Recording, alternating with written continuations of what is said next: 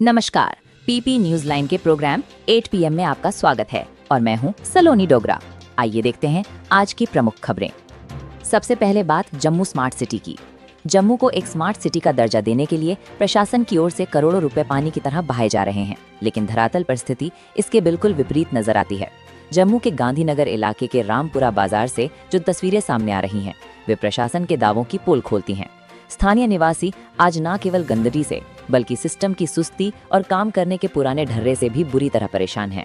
रामपुरा बाजार के लोगों का आरोप है कि यहाँ सफाई के नाम पर केवल खानापूर्ति की जा रही है।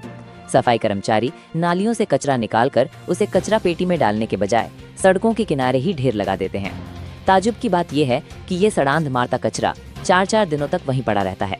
स्थानीय लोगों का कहना है कि जब तक इस कचरे को उठाने वाली गाड़ी आती है, तब तक आधा कचरा सूख कर या राहगीरों के पैरों से वापस नालियों में ही गिर जाता है।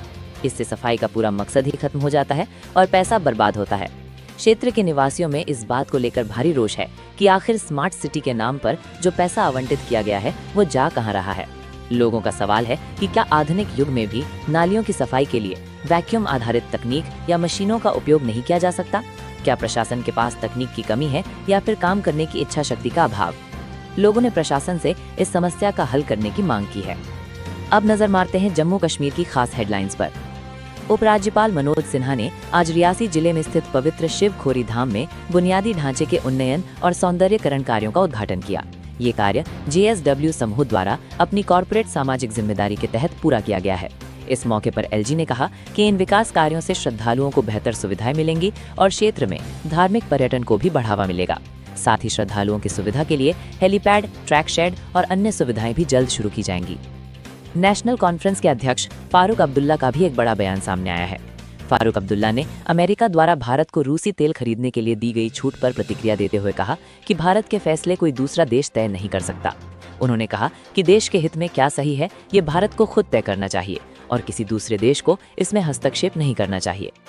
इसी के साथ पिछले दिन UPSC का परिणाम घोषित हुआ, जहां जम्मू कश्मीर के कुल मिलाकर 17 उम्मीदवारों ने इस परीक्षा को पास किया।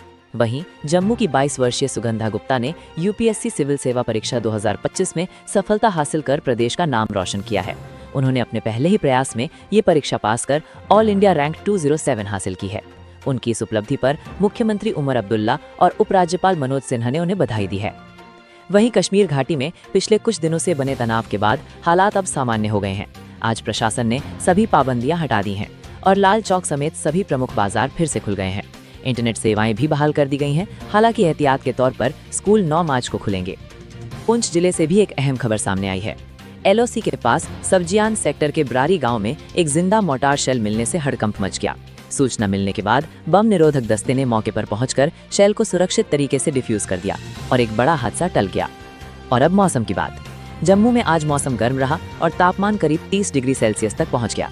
मौसम विभाग के अनुसार आने वाले दिनों में कश्मीर घाटी के ऊंचे इलाकों जैसे गुलमर्ग और पहलगाम में हल्की बारिश और बर्फबारी की संभावना है।